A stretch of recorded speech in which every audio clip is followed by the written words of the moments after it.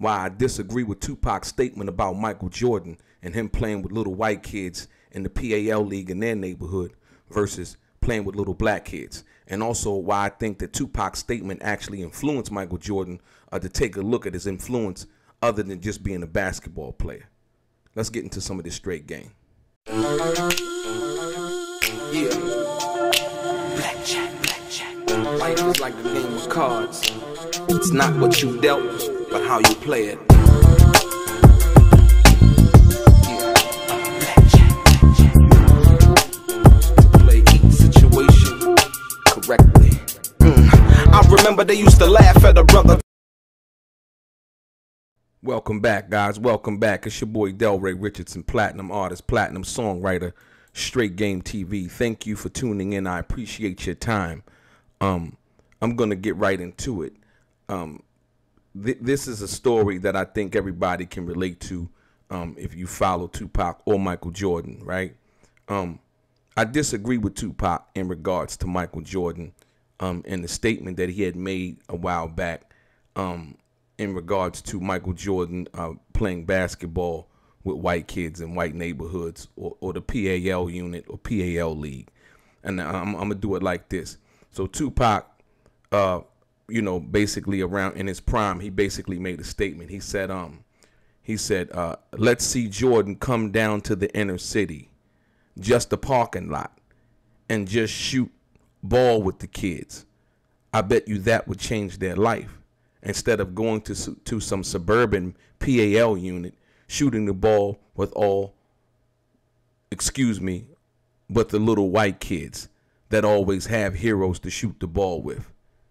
They got dad to shoot the ball with. They got grandpa to shoot the ball with, uncles to shoot the ball with, godfathers to shoot the ball with, their friends, their neighbors to shoot the ball with. Everybody's got a basketball court in their neighborhood, right? I understand where Tupac was coming from, especially at the time that he made this statement, in which he was partially right, because Michael Jordan at that time hadn't really, gone into any communities. He wasn't really going into the community, embracing anybody, making any kind of, public appearances, anything like that, for the black youth of America. Not that he needed to be the father of anybody's child other than his own. But I do understand what Tupac was saying in regards to that. There's a certain amount of responsibility that you hold.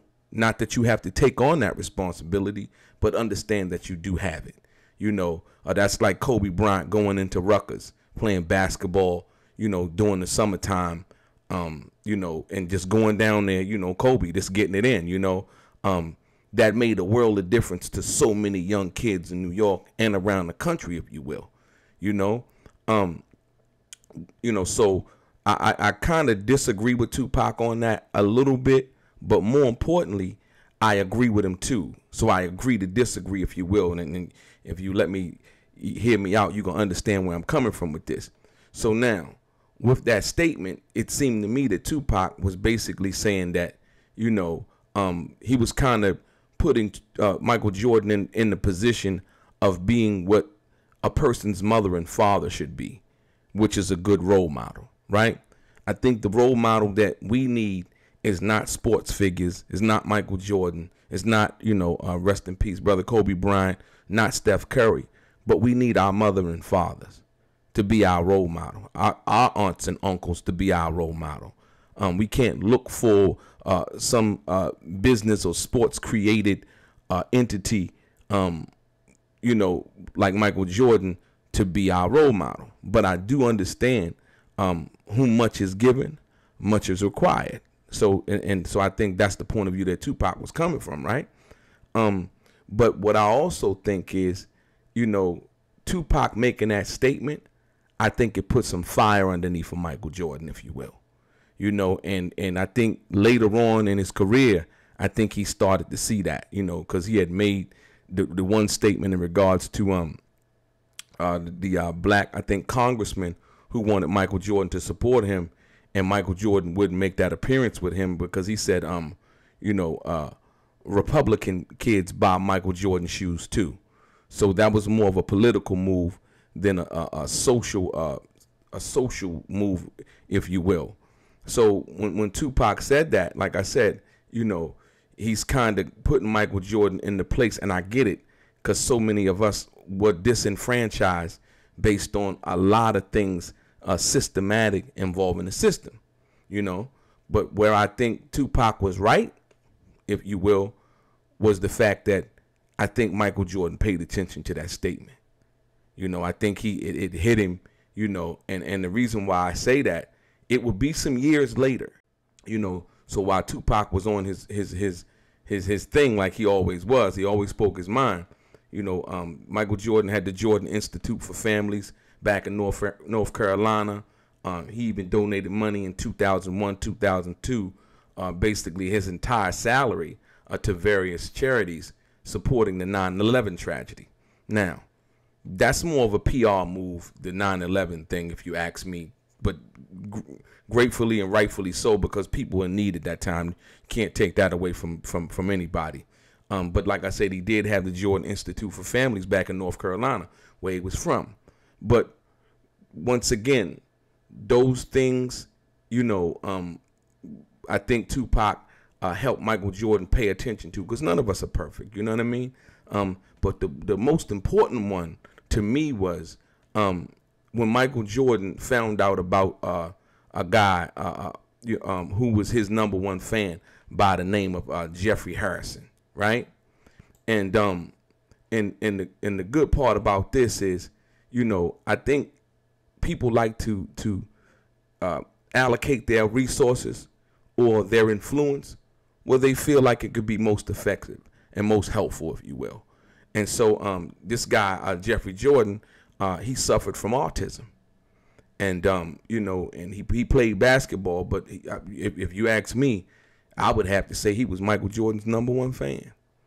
And so Michael Jordan's manager basically had found out about the guy, Jeffrey. He would go on the court, in his hometown. He lived in Washington State, and he would go on the court, and he would basically put on Michael Jordan's, the whole uniform, the shorts, the uniform Michael playing, the shorts, the shirt, the shoes, and all of that, and go out there. But people would make fun of him and be like, Jordan's here, and, he think he Michael Jordan, and so on and so forth. I don't really know if they knew that he suffered from autism, but that was the case. So Michael Jordan's manager found out, right? And so what Michael Jordan did was Michael Jordan actually sent him 2 boxes of clothes, shoes, jerseys, his cologne, all of that. He also wrote him a letter, basically letting him know that, about going for his goals and believing in himself. And it was real positive. You understand what I'm saying? And, so when you think about it, it's real touching that Michael Jordan would do something like that. But he also gave the guy, Jeffrey Harrison, a call on the phone. And at the end of the call, the guy, Jeffrey Harrison, told Michael Jordan, he said, "I love you, man." And Michael Jordan, in response, basically, in his response, said, "I love you too, man." You know what I mean? And that's powerful. I think that's more powerful than any money you could give somebody, anything that you could donate from somebody, is being the power of example. I got to say that the way Michael Jordan played basketball was phenomenal. But the way he carried himself off the court, the way he carried himself, was even more of an influence, if you will. He wasn't in no drama, always professional, always dressed nice. You know what I mean? He always appeared, right for the moment. You know what I mean? And so I think that him doing that for the guy, Jeffrey Harrison, and being that influence, was touching. And so I go back to Tupac now, right? Because the kid from Baltimore, by the name of Joshua, who was suffering from leukemia, Tupac got a letter from his family in regards to Tupac coming to see him, because he was in his last days, if you will. And Tupac made that happen, so much so Tupac named his publishing company after the kid, and he called it Joshua's Dream, his music publishing company. So I take those two situations, right, and I place them next to each other. One kid, suffering from leukemia, cancer, and another brother, Jeffrey Harrison, who suffered from autism and dealing with Michael Jordan. And so, like I said, Tupac was right, and sometimes that's the dialogue that we need to take place. Sometimes we need to say things, that we feel, about our brothers and so on and so forth, because sometimes we might not even be thinking about that, the influence that we have. I remember Allen Iverson said that he didn't really understand the influence that he had, when he was playing basketball, because you just grew up playing basketball, you in the NBA, you know what I mean? But once he kind of stopped playing and people would come up to him, he understood the influence that he had. So sometimes, it's okay, in that respect to be who you are. But Tupac was always that kind of guy where he would criticize. So like I said, I disagree with Tupac from the initial statement, from the kind of putting Michael Jordan in the place of parents, black parents, who should be more of a role model than any sports figure, politician, rapper, actor, or any of those people, right? But I do understand what he was saying in regards to that, because he felt as though that Michael Jordan going and dribbling the ball with little white kids, they didn't really need that. You know what I mean? But I think, when you are a global icon like Michael Jordan, I mean, you affect everybody, even till this day. You know what I mean? As well as Tupac. When you think about Tupac, he's gone, but people still talking about him today like he's still here, including myself. Well, I don't talk about him like he's still here, but you know what I mean? I talk about him. Like I said, he was a friend of mine. I considered him a friend of mine, like I said. And so so when you deal with the bigger picture, man, I think that this is something that, we should all focus on. Like I said, I disagree with Tupac on one end, but then I agree with him on the other, because I think, once again, that he inspired Michael Jordan with that statement to probably, take a look on the inside and say, hey, you know what? I can do a lot more. You know what I mean? I can't just, all of this, what I've been given by God, and not really try to be an influence or touch some people's lives personally, and some that we may know of and some we may not know of, because a lot of stuff is not for public consumption, and everybody's not trying to do everything to try to be in the media limelight. So, yeah, your boy DELRAY, straight gang.